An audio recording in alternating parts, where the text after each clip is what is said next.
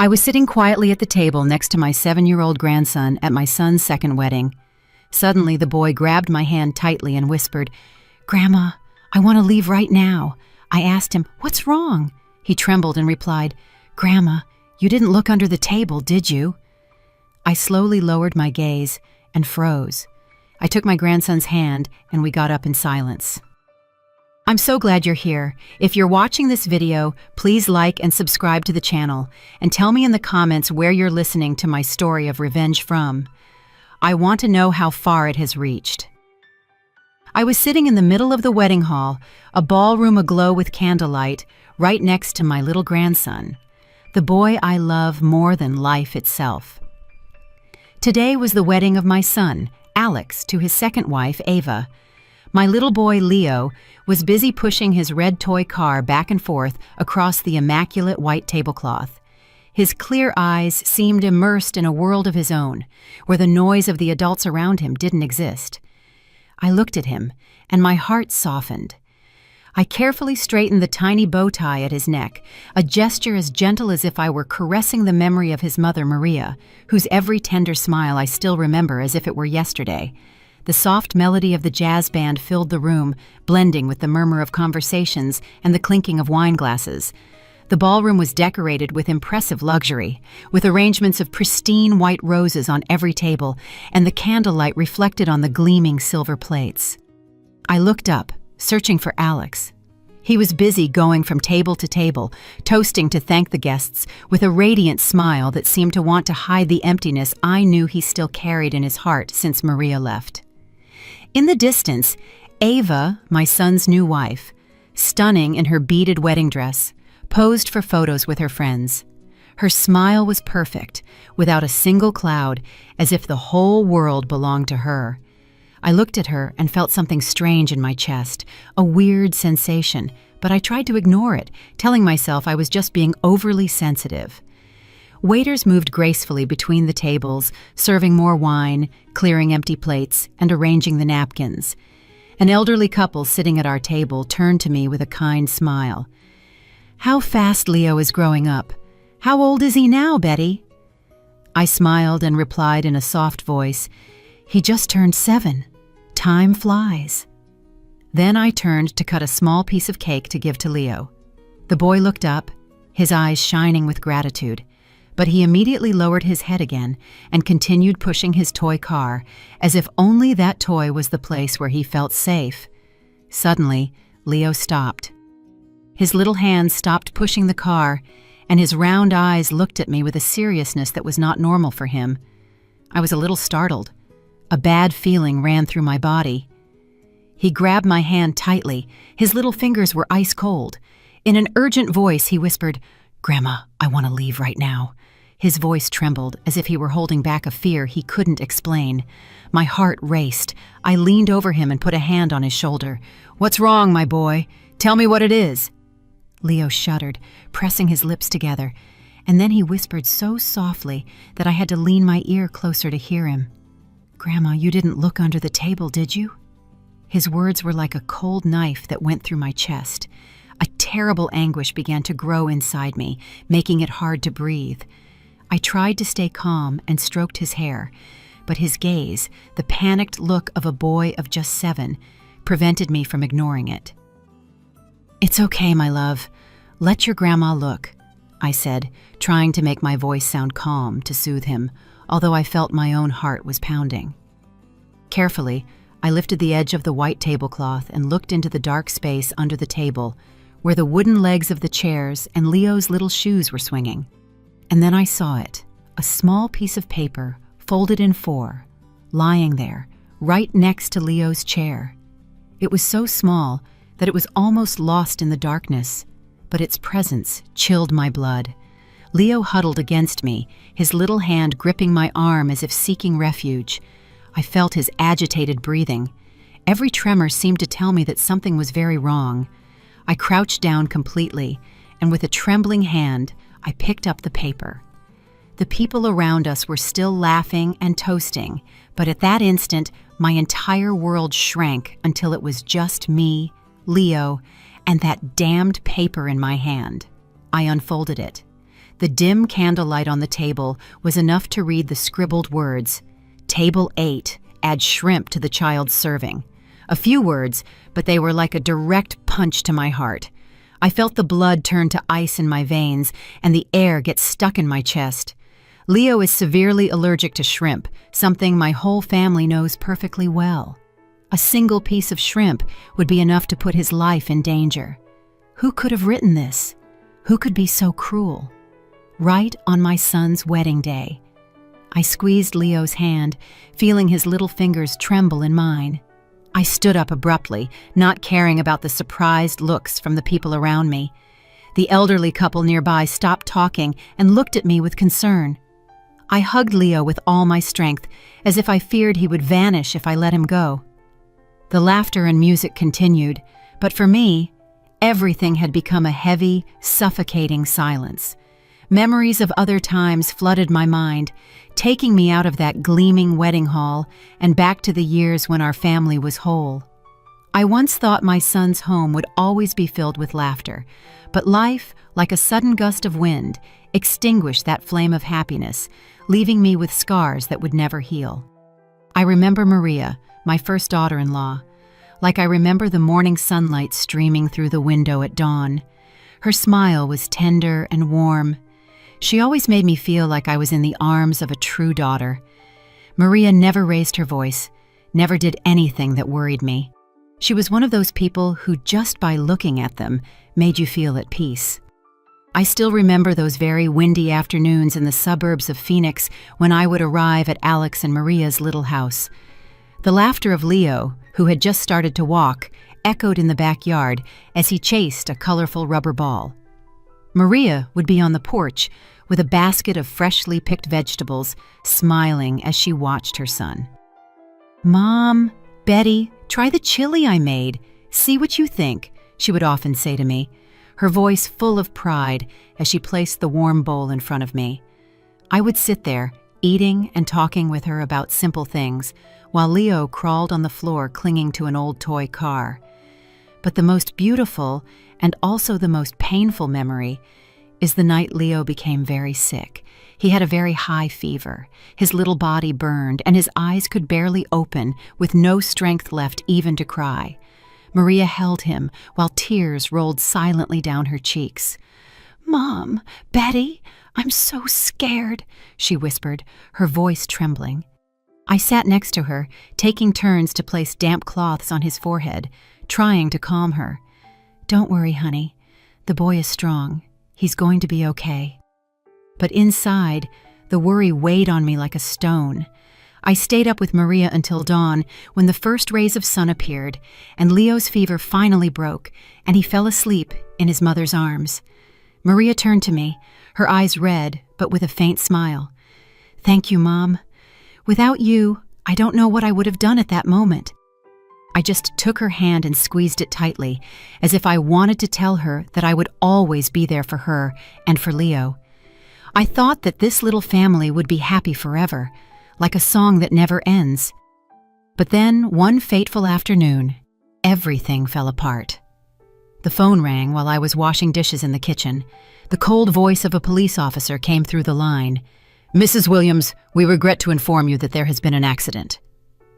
I don't remember how I finished hearing the sentence.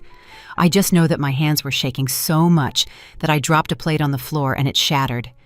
Maria was gone in an instant when a truck that lost control hit her car on the highway outside the city. I stood there, paralyzed, feeling the world crumble in front of me. Maria's funeral was on a day of torrential rain. The drops fell nonstop, as if the sky was also crying for her. Leo, who was only 4 years old then, was in my arms, confused, looking at everyone with his innocent eyes, not understanding what was happening. "Grandma, where is my mommy?" he asked in his little voice.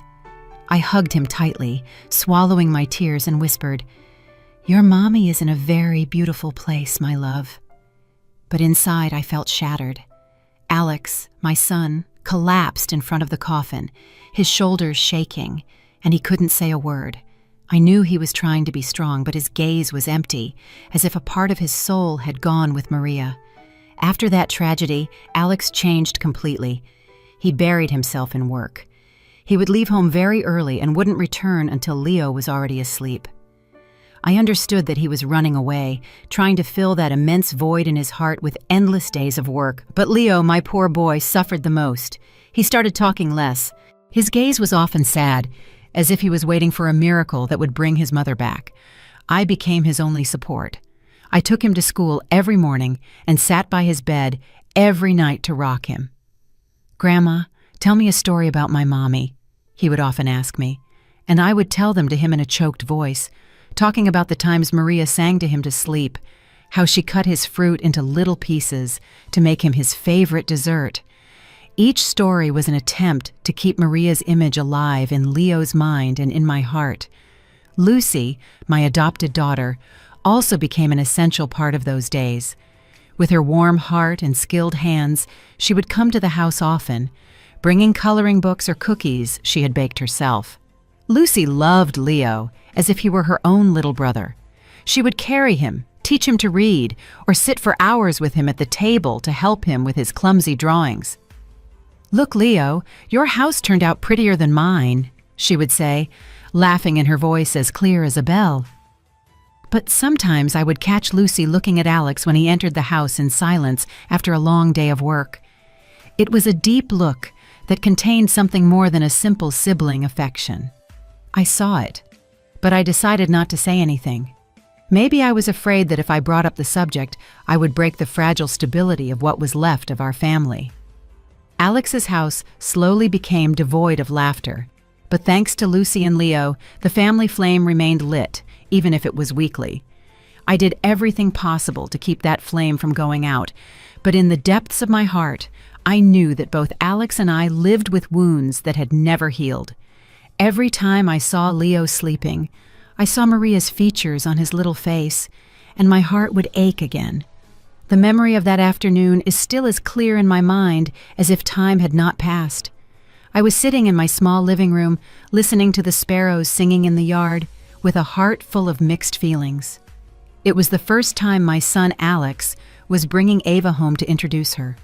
I tried to open my heart. I tried to see this young woman through the eyes of a mother who wants her son to find happiness again after so much pain. But deep down, I couldn't shake a feeling of unease, like a cold wind that made me shiver. That afternoon, Alex arrived later than usual. I was in the kitchen preparing the tacos that Leo loves so much when I heard the door open. Alex came in with a strange glow on his face. His eyes lit up as they were in his youth, when he used to talk about Maria with a passion he couldn't hide. "Mom," he said in a choked voice, leaning against the doorframe, "I want you to meet someone." I stopped what I was doing and looked at him, feeling a bit of nervousness. "Someone special?" I asked, trying to keep my voice calm. Alex smiled, a smile I hadn't seen in a long time. "Yes, you're going to like her very much," he said, full of confidence. I nodded. I wiped my hands on my apron, trying to hide the worry that was starting to grow in me. After Maria, I wasn't sure anyone could fill the void she left, not only for Alex, but also for Leo and for me. That night, Ava appeared. She entered my house in an elegant light blue dress, her hair perfectly styled in waves that framed her face, and her lips painted a soft red that curved into a smile. That smile, I must admit, was charming, as if she had rehearsed it to please anyone. "It's a pleasure to meet you, Mrs. Williams," she said, in a sweet voice, bowing her head slightly. I returned her smile, invited her in, and served her a cup of hot, aromatic coffee. "Your house is so cozy," Ava said, as her eyes scanned the family photos hanging on the wall, where there was one of Maria hugging a very tiny Leo. I nodded and thanked her, but her eyes lingered on that photo longer than I would have liked, and I wasn't sure if I liked that. Dinner went on in an atmosphere that I tried to make as friendly as possible. I placed the dishes I had prepared all afternoon on the table: tacos wrapped in corn tortillas, a plate of enchiladas with red sauce, and a fresh salad with mango, Leo's favorite dish. Alex sat next to Ava, his eyes never leaving her. His happiness was visible in every gesture. "Mom, Ava works in marketing at my company. She's very good at what she does," he said, his voice full of pride. Ava smiled. She served me an enchilada with a delicate but calculated movement. "Mrs. Williams, this is delicious. You have to teach me how to make it," she said, giving me a friendly look. I smiled and responded politely, but a small part of me remained uneasy. There was something about the way she spoke, the way she laughed, that made me feel like I was watching a very well-staged play. Leo, my grandson, was sitting at the head of the table, strangely quiet. He, who normally wouldn't stop talking about school, that night just picked at his food without lifting his head once. I noticed that he was avoiding Ava's gaze, as if he was trying to hide in a safe corner. Ava leaned over, took a chocolate bar from her purse, and placed it in front of Leo with a radiant smile. "This is for you. It's very good, Leo," she said in a voice as sweet as if she were trying to win him over. But Leo remained still, his little hands gripping his silverware, and then he simply turned his face away without touching the chocolate. I saw a flash of fear in his eyes and felt as if my heart would shrink. Alex frowned, about to scold his son. "Leo, what's wrong with you? Ava is giving you some candy." I quickly intervened. "It's nothing. He's probably a little tired. Leave him be, son." Alex sighed, but didn't say anything else, and turned to serve Ava more wine, as if he wanted to lighten the mood. Lucy, my adopted daughter, was also at dinner. She sat across from me, eating in silence, but I noticed how her gaze darkened when Ava took Alex's hand under the table. Lucy has always been a very sensitive girl, and I know she loves Alex like a brother, but sometimes I wonder if that feeling isn't deeper. When Ava took Alex's hand, Lucy's hand stopped over her glass, and I saw her fingers tighten a little. She didn't say anything. She just lowered her head and continued eating. But that silence was heavier than any words. I wanted to ask her.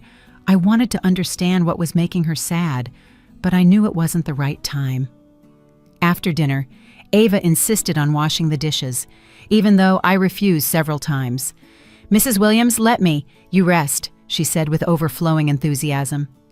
I reluctantly agreed and watched her go into the kitchen, roll up her sleeves, and hum a cheerful tune while she cleaned. I must admit that she did everything impeccably. The dishes were neatly stacked and the sink was sparkling. For a moment I thought, this girl seems very caring. But then, when I went out into the living room, I saw Leo sitting, coloring with his little hands clutching a crayon. Ava approached and sat down next to him, praising him. "You draw so well, Leo. What is it? Let me see." But Leo immediately let go of the pencil and leaned back with an expression of distrust, as if she were a threat. Ava glanced at me and quickly forced a smile, as if to cover up the awkward moment. "What a shy boy," she said in the same sweet voice. But I saw something strange flash in her eyes. Alex, meanwhile, didn't seem to notice anything out of the ordinary.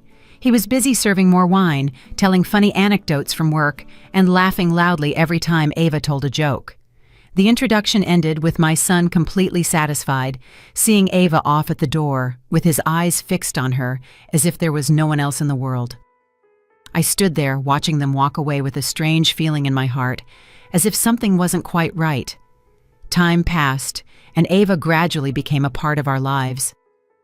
One weekend morning, with the bright California sun flooding the living room through the windows, I was knitting a scarf when Ava appeared, smiling from ear to ear. "Mrs. Williams, I want to take Leo to the park today. Is that okay?" she asked, her voice full of enthusiasm. I looked at Leo, who was on the floor, playing with his wooden blocks, his face expressionless. "Of course, I'm sure he'd love it," I replied, forcing a smile. Even though I felt a little doubt inside, Alex had gone to work, and I thought maybe a little fresh air would do Leo good. Ava took Leo's hand and led him toward the door while I watched them go with a strange heaviness in my heart. When they returned, Ava came in with a triumphant smile. "He had so much fun, he wouldn't stop going down the slide, and he even asked for another ice cream," she recounted, her voice full of excitement. But when I looked at Leo, I saw that his shirt was dirty, with some dried dirt stains on the blue fabric that I had ironed myself that morning. He was silent with his toy car in his hand, without saying a word about his outing. "Did you have fun, my boy?" I asked, crouching down to stroke his hair. He just nodded slightly, looking away. I wanted to ask him more, to know why he was so quiet, but Ava intervened with her always sweet voice. "I already told you, Mrs. Williams, he loved it." I nodded, but inside me, a small piece of the puzzle of doubt began to form. On another occasion, while Alex was at work, Ava showed up unannounced. I was in the kitchen preparing chili for lunch when I heard her talking to Leo in the living room. At first her voice was soft, but suddenly I heard a harsh phrase. "Stay still, Leo. Don't make a mess. You're a big boy now, but you still act like a baby." I stopped dead in my tracks, my hand still over the onion I was chopping, and a chill ran through my body. I came out of the kitchen, and instantly Ava changed her tone, becoming as sweet as if nothing had happened. "Our Leo is so clever. Look at the tall tower he built," she said, pointing to the wooden blocks the boy was playing with a radiant smile. But Leo just pressed his lips together and looked at me as if asking for help. I tried to smile and said, "Yes, he's very skilled." But inside, the unease was starting to grow like a small thorn digging into my heart. I tried to calm myself. Surely she's not used to children. Anyone is a bit clumsy at first. Leo's 7th birthday is a memory I will never forget. Lucy, my adopted daughter, spent all morning baking a chocolate cake, Leo's favorite. When she arrived with the cake and placed it on the table with its candles lit, Leo shouted with joy. His eyes lit up for the first time in months. "Aunt Lucy, this is my favorite cake," he exclaimed, running to hug her. She smiled, stroked his hair, and told him tenderly, "I made it for you, my love. Eat a lot." I watched them with a warm heart, feeling that the family flame was rekindled. Ava was also there, but she only clapped in a forced way, standing in a corner with a weary smile. Her only gift for Leo was an indifferent pat on the shoulder and a "Happy birthday, champ." I saw how Leo shrank a little, avoiding her gaze, and my heart ached again. I wanted to say something, but I stayed quiet, telling myself not to get too involved. Another time, Alex took Ava and Leo to the grocery store. I stayed home, but when they returned, I heard Ava complaining in an irritated tone. "Leo dropped a whole bag of candy at the checkout, and I had to pay for it. What a clumsy boy." Alex frowned and turned to scold his son. "Leo, you're a big boy now. You have to be more careful." I saw Leo lower his head with his hands intertwined, and his eyes sought mine as if asking for help. I quickly approached and put a hand on his shoulder. "Don't worry, my boy. It was just some candy." But inside, I couldn't stop wondering why Ava got so angry so easily with a child. Why couldn't she be as gentle as Maria had been? One afternoon, when I went to pick up Leo from school, his teacher took me aside and said in a low but concerned voice, "Mrs. Williams, lately, Leo has been talking less and seems very withdrawn. Is something happening at home?" I froze, but I tried to downplay it. "I'm sure it's just the changes, Mrs. Davis. Don't worry." But on the way home, Leo tugged on my blouse and said in a trembling voice, "Grandma, I don't want to go home with Miss Ava." I stopped and knelt down to look into his clear eyes, my heart feeling squeezed. "Why do you say that, my love?" "Miss Ava loves you," I said, but as soon as I said it, I knew I was wrong. Leo shook his head, with firm determination in his gaze. "No, Grandma, she doesn't love me." I stroked his hair, trying to calm him, but inside, I couldn't deny that the boy was telling the truth. Lucy, who was nearby, had heard everything. She turned away in silence, but I saw how her shoulders moved slightly, as if she were holding back a sigh. All those loose pieces, all those little signs, I had seen them, but I had chosen to ignore them. And so the day of my son's wedding arrived. That afternoon, the golden sun of Florida streamed through the large windows, bathing the ballroom in a radiant light, as if wanting to celebrate my son's happy day. I was sitting at table number 8 next to my grandson Leo and Lucy, my adopted daughter. Leo was playing with his red toy car, whispering a soft vroom vroom. I looked at him, and my heart filled with tenderness. Lucy, in a simple beige dress, was sitting on the other side, leaning over from time to say something in Leo's ear, with a smile as sweet as the morning sun. "Eat another little piece of bread, my boy," she said, breaking off a small piece for him.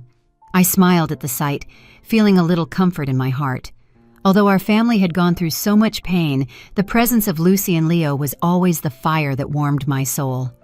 Alex, my son, dressed in an elegant navy blue suit, was walking between the tables, toasting with relatives. His face was overflowing with happiness. His radiant smile seemed to want to erase the dark years that followed Maria's death. I looked at him, feeling a mix of pride and sadness. I wanted to believe that he had found a new happiness, that Ava, the dazzling bride in her beaded wedding dress, would give him a new home. But every time my gaze met Ava's, who was laughing loudly in front of the cameras, never letting go of her wine glass, I felt a small thorn digging into my heart. Her smile was too perfect, like a carefully placed mask. The soft melody of the jazz band played, blending with the lively conversations of the guests. The waiters moved discreetly, serving appetizers, crispy crackers, an aromatic cheese dip, and plates of fresh shrimp elegantly decorated. I noticed that Leo only took a cracker and then carefully pushed the shrimp plate away.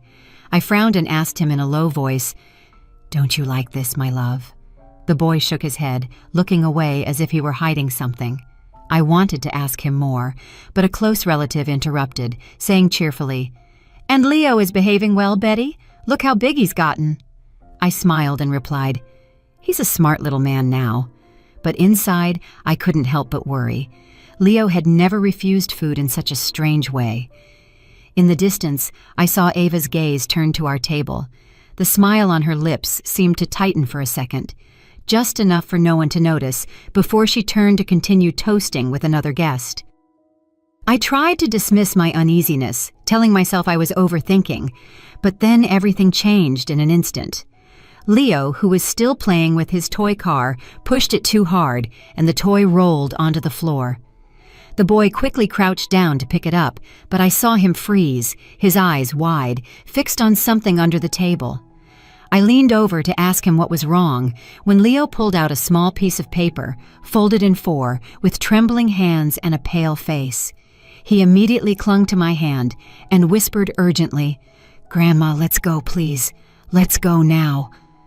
My heart started pounding, as if it wanted to jump out of my chest.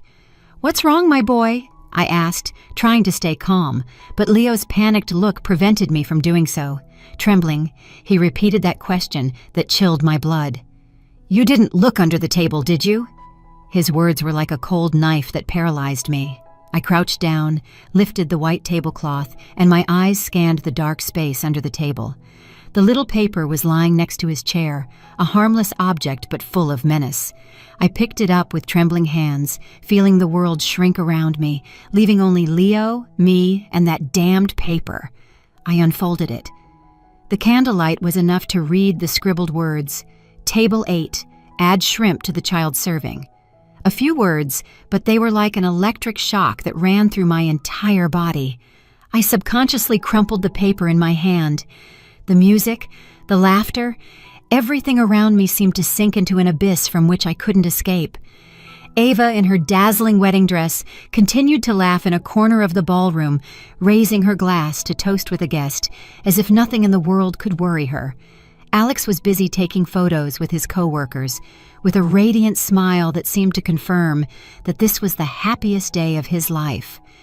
But for me, everything in that ballroom was a farce, a curtain that hid the terrible truth I had just discovered. I squeezed the paper tightly, feeling it burn my skin. Leo, the grandson I loved more than my own life, had almost become the victim of an evil plot, right on his father's wedding day. I turned to Lucy, my adopted daughter, who was sitting next to Leo. Her eyes were filled with concern when she saw my expression. "Take care of Leo, please," I said, trying to stay calm, although I knew I couldn't hide the tremor in my voice. Lucy nodded, pulling Leo closer to her and hugging him tightly like a protective shield. "Where are you going?" she asked me in a low voice, but full of anguish. I just shook my head without answering because I didn't even know what I was going to do next. I quickly went out into the hallway, my legs heavy, as if they were carrying lead, but with my heart pounding, urging me to act. Near the bar, I saw a group of waiters chatting. Their laughter sounded like a painful contrast to the storm that was raging inside me. I recognized David, the young man who had brought the food to our table several times. He had a kind face and a friendly smile, but at that moment, I couldn't think about that. I walked straight up to him, put the paper in his face, and asked in a firm voice, "Do you know who sent this paper?" David looked at the paper, and his face changed instantly. His carefree smile turned into an expression of panic. "My God, this is my paper," he stammered, his hands trembling as if he wanted to snatch it from me. "A woman gave it to me, and I accidentally dropped it when I was carrying the tray." His words were like a ray of light in the midst of confusion, but they also agitated me even more. "Who gave it to you?" I insisted, almost shouting, completely losing my composure. David took a step back, confused. "I don't know her name, ma'am. She just told me to give it to the chef. The paper didn't say who sent it." Rage exploded inside me like a burning fire. "All the more reason," I said, getting closer, my voice trembling with anger and fear. "You know my grandson is severely allergic to shrimp. A single piece could kill him." David turned pale, his eyes wide with horror, and shook his head frantically. "Ma'am, I really didn't know. I just followed the note. I had no idea about anything." His voice broke, as if he too was trapped in this nightmare. The other waiters began to whisper among themselves, looking at each other with curiosity and concern. I squeezed the paper in my hand, feeling it burn my skin. I wanted to scream. I wanted to break everything. But I knew I couldn't let my emotions get the better of me. Leo was waiting for me, and I had to protect him. From inside the ballroom, the MC's voice cheerfully announced that they should get ready for the main course. His voice was like a cruel reminder that time was running out, and if I hesitated, a deadly trap could be waiting for Leo. I took a deep breath, trying to control the trembling in my body. I knew I couldn't stay silent. If I didn't act right now, I would never forgive myself. I returned to the ballroom with the paper still in my hand, as irrefutable proof of a sinister plan. The ballroom was still flooded with candlelight, and the music of the jazz band mixed with the laughter of the guests. The waiters silently served the main courses, and the aroma of roasted meat and gravy filled the air. But for me, everything was a farce. I looked at Leo, huddled next to Lucy, his clear eyes, full of fear, fixed on me, as if I were his only refuge in the middle of the storm. I took Leo's little hand, feeling his trembling fingers in my palm, and then, as if driven by an invisible force, I stood up abruptly. My voice resonated clearly and firmly above the music and conversations. "One moment, please. Before we begin to eat, I have something to clarify." The whole ballroom fell silent, as if time had stopped. All eyes were on table 8, where I was standing with Leo by my side, and Lucy sitting with a spark of determination in her eyes. The clinking of glasses ceased, the murmurs died down, and I could only hear the pounding of my heart in my chest. I held up the paper. The words scribbled on it were an undeniable accusation. "Who wrote this paper, asking for shrimp to be added to the food of the child at table 8? I asked, my voice trembling with indignation, but forcing it to be clear and sharp. Whispers began to be heard, like small waves in a calm lake. Some guests looked at each other, shaking their heads, with looks of curiosity and confusion. I felt Leo's gaze fixed on me, as if he were begging me to do something to protect him. Alex ran from another table with a smile on his face that quickly turned to concern when he saw my expression. "Mom, what's going on?" he asked, completely bewildered. I didn't answer him immediately. I just put the paper on the table and pushed it towards him. "Read it yourself," I said in a harsh voice, although inside I was a mess. Alex took the paper. His eyes scanned the words, and I saw his face turn pale and his hands tremble slightly.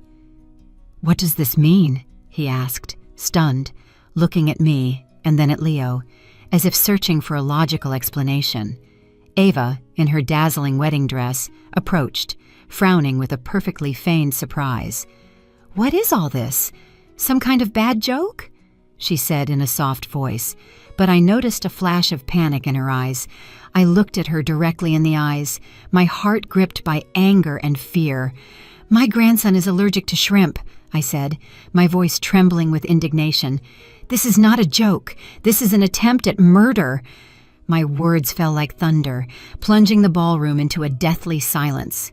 Some guests' mouths dropped open in astonishment, while others began to whisper, their eyes moving from me to Ava. Ava let out a forced laugh, a mask to maintain her composure. "Excuse me, Mrs. Williams, but there's no name on the paper. Are you going to believe a story that a child who found it made up?" she said with a mocking tone, trying to make me look like a paranoid old woman. Some guests began to comment doubtfully. "Maybe it's a misunderstanding. Who would do something like that at a wedding?" The blood boiled in my veins. Ava's audacity left me almost speechless. I wanted to scream. I wanted to tear off that wedding dress to reveal the truth. But I knew I had to remain calm. For Leo. For my family. Suddenly, Lucy stood up, hugging Leo tightly, her eyes reddened and fixed on Ava. "That's enough, Ava." Her voice sounded cold but full of pain, as if she couldn't contain herself any longer. Lucy stepped forward and slapped her, a smack that echoed throughout the ballroom. The dry, resounding sound broke the silence and the falsehood. Everyone froze, including me. Ava put a hand to her cheek, her eyes wide with shock, and then turned to Alex, sobbing. "You see? She's crazy with jealousy, and that's why she's attacking me. What have I done to deserve this?" Lucy didn't back down, her fists clenched and her voice broken with rage. "The only wicked person here is you. You wanted to harm an innocent child at your own wedding." Her words were like a knife that cut through the heavy air of the ballroom. The looks of doubt began to center on Ava, and I saw her freeze, her false smile fading. Alex was motionless. His gaze went from me to Lucy and Ava, as if he were trapped between two worlds. "Lucy, calm down," he said in a trembling voice, but I knew he was no longer sure who to believe. The murmurs of the guests grew like a tide that carried all eyes toward me, toward Ava, and toward Leo, my little grandson who was trembling in Lucy's arms. Ava tried to maintain her false calm, but I saw her hands shake when she spoke. "This is a slander. I'm sure someone put that paper there to ruin our wedding." Her voice was sharp, but I noticed the panic in her eyes, as if her perfect mask was starting to crack. I couldn't stand her audacity anymore. The anger inside me exploded like a fire that consumed all my patience. I hit the table hard, making the glasses shake. "That's enough!" I shouted in a voice so cold that it silenced even the music of the jazz band. "David, come here." The young waiter, David, approached from a corner, his face pale with fear. His eyes darted from side to side as if he were trapped between the truth and the storm that was coming. I showed him the paper, my voice trembling but firm. "Confirm it. Is this the paper you received?" David nodded repeatedly, stammering, "Yes, ma'am, it is. A woman from the other table gave it to me, and I accidentally dropped it when I was carrying the tray." He lowered his head as if he wanted to avoid my gaze.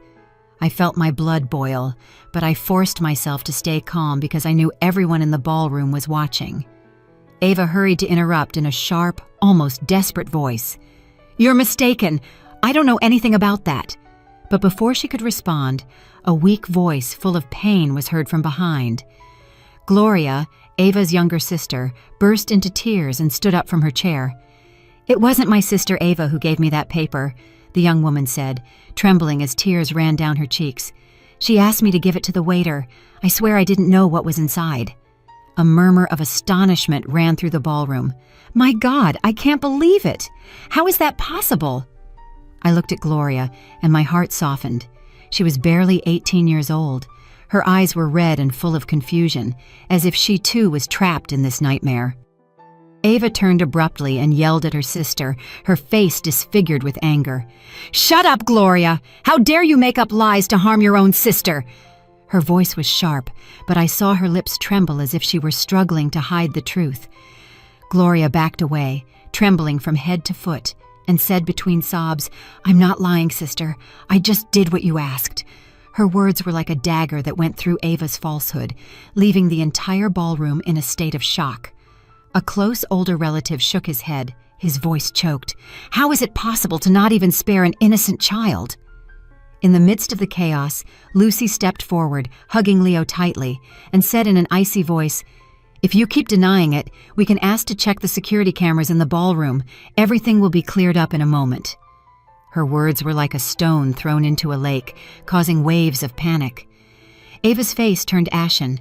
Her lips tightened, and her gaze desperately sought an escape. But there was no escape now. She didn't say another word, and that silence, for me, was the clearest confession of all. Alex froze, his hand trembling on Leo's shoulder, looking in horror at the woman he had just called his wife, Ava. His voice broke as if he were trying to cling to the hope that it was all a misunderstanding, but his gaze, moving from the paper to Leo, said it all. I saw how his heart broke, just like mine had when he discovered the plot. And Uncle stood up and shook his head, disgusted.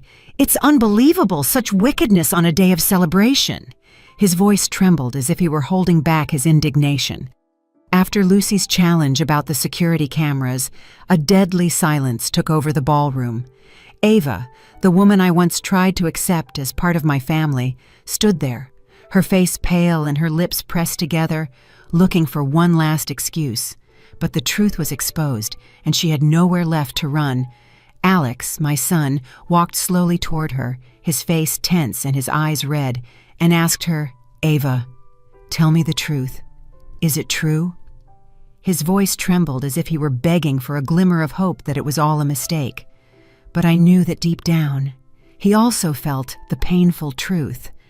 Ava took a step back, trying to force a twisted smile, but her eyes betrayed her panic. "You don't believe me?" she said in a broken voice, as if trying to cling to the last drop of Alex's trust. "It's all their plan. I didn't do anything." But her words sounded weak, like a wind about to die out before a storm. I looked at her, my heart heavy with indignation and pain. This woman I thought would bring my son happiness was now standing in front of me like a stranger, a danger I hadn't seen before. Lucy, my adopted daughter, put a hand on Alex's shoulder and said in a voice she was holding back with all her might, "Leo almost died because of this woman." Her words were as sharp as a knife. Ava yelled desperately, "Shut up! You're just a jealous intruder!" But Lucy didn't move. She was trembling with rage, but stood firm like a shield for Leo. "How dare you call me jealous?" Lucy responded in an icy voice. "Look this child in the eyes and tell me you didn't try to hurt him." Leo clung to me, his little hand squeezing mine, as if he feared being dragged into that nightmare. The guests began to stand up. The festive atmosphere had completely broken. A relative of our family, Mr. Johnson, hit the table with anger. "This is a disgrace. We can't let this go." Murmurs of support were heard like waves that grew and drowned Ava in everyone's looks of contempt. Alex, trapped between truth and love, cried out, his voice broken with pain and indignation. "Leo is my son. You tried to kill my son at our own wedding." His words were like a direct stab to Ava's heart, and I saw her burst into tears. But those tears, I knew, were not of repentance, but of being discovered. I placed the paper on the table and declared in a firm voice, "Anyone who tries to harm my grandson will never have the right to set foot in this family." My words resonated clear and unyielding, like a sentence. Ava looked up, her eyes full of fire, but I saw defeat in her gaze. She had lost not only to me, but to the truth. The hotel's security personnel approached, and in a polite but firm manner, asked Ava to leave the ballroom. "Ma'am, please come with us," one of them said in a cold voice.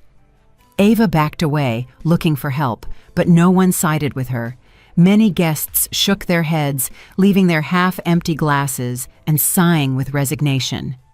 "Unbelievable," one whispered. "How can someone be so cruel?" Another said, horrified. Alex stood motionless, his hands on his head, as if trying to keep his world from collapsing. Then, as if he no longer had the strength to stand, he slowly knelt in front of Leo, his voice choked. "Son, forgive me. Forgive me, my boy, for not protecting you." I saw tears run down his cheeks, and I felt my heart break in two. I helped Alex get up, squeezing his shoulders, and said in a grave but confident voice, "Luckily, we stopped it in time. This false happiness has to end here and now." I looked at Ava, who was being escorted out amidst looks of contempt, and in my heart, I knew that she never was and never would be a part of this family. In the days that followed that nightmare wedding, my family was caught in a silent whirlwind where wounds still bled and unanswered questions floated in the air. I felt as if I had just woken up from a nightmare in which I almost lost Leo, my grandson, whom I love more than life itself.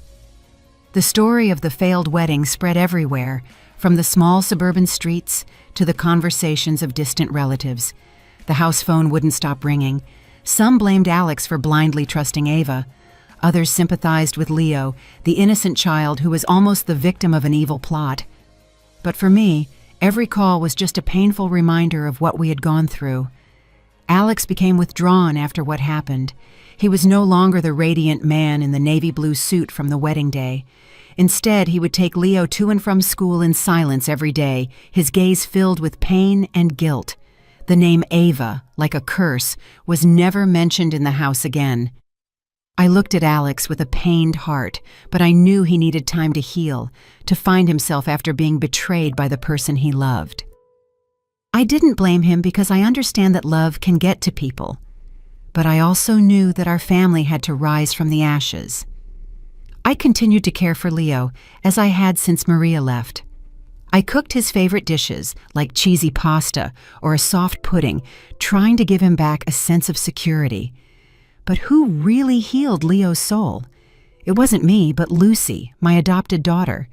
Every morning she would carefully prepare his lunch for school, carefully choosing foods without shrimp or anything that could put him in danger. She would even write a little note for the teacher, explaining Leo's allergy, along with a smiling face drawn with a crayon, which he loved. "Aunt Lucy, you draw so well," Leo would exclaim when he opened his lunchbox, and I would see his eyes light up, as if a part of his innocence had returned. Every afternoon, Lucy would take Leo to the nearby park. I used to watch them from a distance, seeing how she taught him to fly a kite, showing him how to hold the string so it would fly high. Once Leo fell off the slide, and Lucy ran to him, picked him up, brushed the dust off his clothes, and whispered, "It's okay, my love. I'm here." Leo's clear laughter echoed, a sound I thought I had lost forever, and which was now like a balm for my heart. I looked at Lucy with infinite gratitude, because she was not only a sister to him, but also like a second mother, filling the void that Maria had left. One night, when Leo had a high fever, I saw Lucy spend the night by his side. She sat on a chair next to the bed, placing damp cloths on his forehead, while she quietly told him the story of a brave sparrow that flew through a storm. I stood at the door, watching in silence, and I realized that Alex's gaze followed Lucy for a long time. It was a complex look, full of gratitude and remorse, as if he was realizing something he had ignored for a long time. I didn't say anything. I just retreated in silence, giving them their space. But in my heart, I began to hope that maybe there was a light at the end of our family's dark tunnel. One night, during one of the rare dinners where we were all sitting together around the table with the warm pasta I had prepared, Leo suddenly looked up, his clear eyes fixed on Lucy. "I want Aunt Lucy to be my mommy," he said in a soft but clear voice, as if it were something he had been thinking about for a long time. Everyone at the table fell silent. Lucy blushed and lowered her head, gripping the spoon as if to hide her embarrassment. Alex froze with teary eyes, as if Leo's words had touched a very deep chord in his heart. I smiled. I put my hand on Alex's shoulder and said in a warm voice, "True happiness, son, doesn't come from a dazzling wedding dress, but from a sincere heart that knows how to love." Alex looked at me, then at Lucy, and I saw a small spark of hope shine in his eyes. Time passed, and Ava disappeared completely from our lives, like a toxic wind that had gone. Leo became a happy boy again, always stuck to Lucy, with his red toy car and the drawing she made for him. I saw him running and playing in the yard, feeling a great relief, but also a pang of pain, thinking about everything he had to go through. One day, Alex took Lucy's hand. He suddenly stood in front of me in the living room and said in a trembling but firm voice, "Mom, I know I made a mistake. I was blind. I put Leo in danger, but this time I don't want to let go of the person who has truly been by our family's side." Lucy lowered her head with flushed cheeks, but I saw a radiant smile on her lips. I nodded as tears silently rolled down my cheeks. "Son, the only thing I want is for you and Leo to be happy," I said in a choked voice. That night, after Leo fell asleep, I sat by the window, watching the silver moon that stretched over the quiet street. Its soft light was like a reminder that, although our family had gone through dark days, light always finds a way to break through. I whispered to myself, family isn't always made of blood ties. Sometimes it's chosen with love and courage. After that grim wedding, a new chapter full of light had truly begun for my family. I looked toward the yard where the kite that Lucy and Leo had flown the day before was still there, and I knew that although the old wounds might never fully heal, we would continue on together with love and strength as our support. After going through all this, I understood something very important, that in life there are losses that cannot be replaced, betrayals that break the heart, but sincere love will always be the light that illuminates the way. Family is not only built with blood ties, but also with choices, with the courage to protect each other from darkness and danger. It is sacrifice and true affection that brings lasting happiness, not false appearances. I want everyone to remember to listen. You have to let your heart guide you because sometimes a small gesture of attention can save a life. And it is kindness that gets us out of nights that seem to have no end. The story you have just heard has been modified in names and places to protect the identity of the people involved. We do not tell this to judge, but with the hope that someone will listen and stop to reflect. How many mothers are suffering in silence inside their own homes? I truly wonder. If you were in my place, what would you have done? Would you have chosen silence to maintain peace? Or would you have dared to face everything to reclaim your own voice? I would like to know your opinion because every story can become a candle that lights the way for others. God always blesses us, and I am sure that courage will lead us to better days. Meanwhile, on the final screen, I will leave you two of the channel's favorite stories. I am sure you will be surprised. Thank you for staying with me until this moment. You know, before I end this video, I want to talk to you for a moment. Not as a narrator, not as someone telling a story, but just as someone sitting across from you, reflecting on what we just experienced together. Because stories like this, they don't just come and go, they stay. They linger in your mind, in your chest, in that quiet space where you start asking yourself questions you didn't expect. I remember the first time I came across a story like this. It wasn't dramatic in the way movies are. There were no grand speeches, no perfect endings, just the woman facing things that felt impossibly heavy. And yet, somehow she kept going.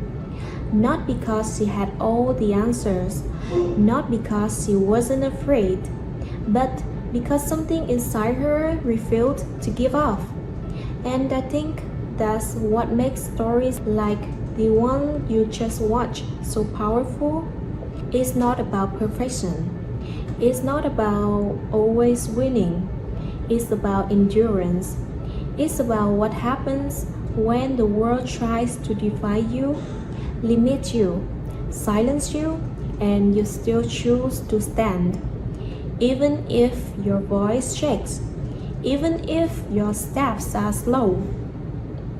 The women in these stories, they not just characters, they represent something real, something that has existed for generations, strength that has been passed down, even though pain, courage that show off, even when it feels like there's nothing left. And if you really think about it, how many times has that kind of strength gone unnoticed? How many stories were never told? How many voices were never heard? That's why this channel exists, to create a space where those stories are not just told but felt, where every moment of struggle matters, where every act of courage, no matter how small, is seen, and where rising again and again becomes something worth honoring. Maybe there was a moment in this story that hit you a little differently. Maybe it reminded you of someone you know. Maybe it reminded you of yourself. And if it did, I hope you hold on to that. Because strength doesn't always look like what we expect. Sometimes it looks like surviving one more day. Sometimes it looks like walking away. Sometimes it looks like starting over when everything in you is tired. But it's still strength and it still matters. So as you leave this video, don't just move on to the next thing right away. Sit with this for a second. Think about the journeys you just witnessed. Think about what it represents. And most importantly, remember that every story like this is the reminder of something powerful. That no matter how many times someone is pushed down, no matter how many systems try to break them, there is always the possibility of rising again. If this story meant something to you, I'd love for you to stay with us on this journey, because there are so many more stories waiting. Stories that will challenge you, move you, and maybe even change the way you see the world just a little bit. Thank you for being here with me, truly. And until the next story, take care of yourself, keep your heart open, and never forget how powerful it is to rise, even when it's hard. Bye.